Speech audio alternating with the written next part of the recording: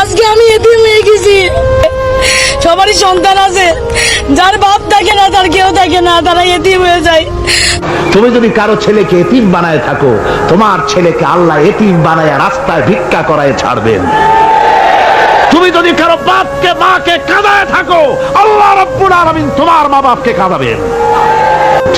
বিবেক দিয়ে চিন্তা করো, যাকে মেরেছো ওই রাত্রে তার বাড়ির কাছে যাও, ওই রাত্রে গোপনে তার বাড়ির কাছে গিয়ে দেখো তার মা কিভাবে তার সন্তানের জন্য কাঁদতেছে, মায়ের কোলটা খালি হয়েছে বলে কিভাবে কাঁদতেছে, তার বাবা কিভাবে কাঁদতেছে, তার বউ থাকলে কিভাবে ছটফট করতেছে, তার কলিজার টুকরা সন্তান থাকলে কিভাবে আব্বা আব্বা বলে কাঁদতেছে। যারে গুলি করে মেরেছো একবার বাড়ির কাছে গিয়ে কান পাচা শোনো। মনে রাখো যুবক, সন্ত্রাসীরা শুনে রাখো, অস্ত্র দিয়া মানুষকে যারা মেরেছো, আল্লাহর কসম করে বলি যেভাবে মেরেছো ওইভাবে তোমাকেও নিহত হতে হবে, কোনো সন্দেহ নাই।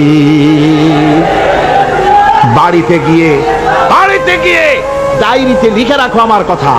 থামুন, বাড়িতে গিয়ে ডায়েরিতে লিখে রাখুন, ডায়েরিতে লিখে রাখো, যদি তুমি কাউকে হত্যা করে তার বউকে যদি বিধবা বানায় থাকো, তোমার বউ বিধবা হবেই, কোনো সন্দেহ নাই।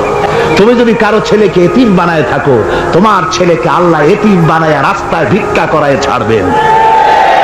তুমি যদি কারো বাপকে মাকে কাঁদায় থাকো, আল্লাহ রাব্বুল আলামিন তোমার মা বাপকে কাঁদাবেন।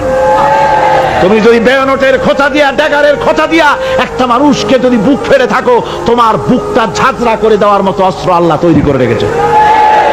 বিশ্বাস করো, বিশ্বাস করো। অননুমোদিত অস্ত্র থানায় জমা দিয়ে দাও, মসজিদে ঢোকো, নামাজ পড়ো, চরিত্রবান হয়ে যাও। তোমাদের প্রতি আমার উদাত্ত দাওয়াত, আমার বুক ভরা দরদ। তোমাদের বিরুদ্ধে আমাদের কোনো বিদ্বেষ নাই, হিংসা নাই, আছে কলিজা বড় দরদ। দেখতে পাচ্ছি জাহান্নামের দিকে যাচ্ছ। এ পথটা কোন দিকের পথ? জোরে বলেন, কোথার পথ? ওই নেতাদের পিছনে আর চলো না, তওবা করো। ওই নেতাদের পিছনে আর যাবে না যারা তোমাদেরকে টাকা দেয় আর অস্ত্র দেয়, যারা তোমাদেরকে মদ দেয় আর নারী দেয়, ওদের পিছনে আর চলবে না। ওয়াদা করো। যুবকরা কি পারবে ওয়াদা করতে? ওই সব নেতাদের পিছনে জীবনে আর যাবে না, ওয়াদা করতে পারো? হাত উঁচু করে দেখাও যুবকেরা।